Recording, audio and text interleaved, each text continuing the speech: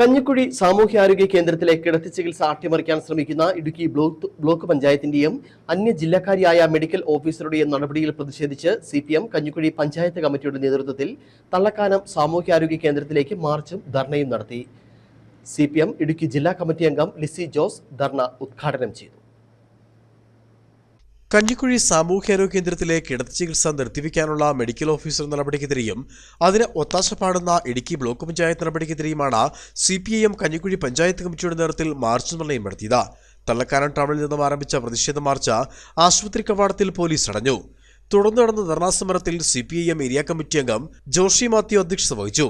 യോഗം ജില്ലാ കമ്മിറ്റി അംഗം ലിസി ജോസ് ഉദ്ഘാടനം ചെയ്തു. ഏരിയ കമ്മിറ്റി അംഗം സിബി പേന്താന മുഖ്യപ്രഭാഷണം നടത്തി.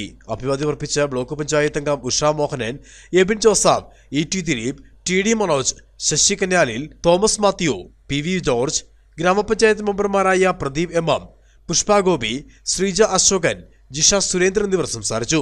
നിരവധി CPIM പ്രവർത്തകരും പരിപാടിയുടെ ഭാഗമായി. Idukki vision news, Pazhayarikkandam.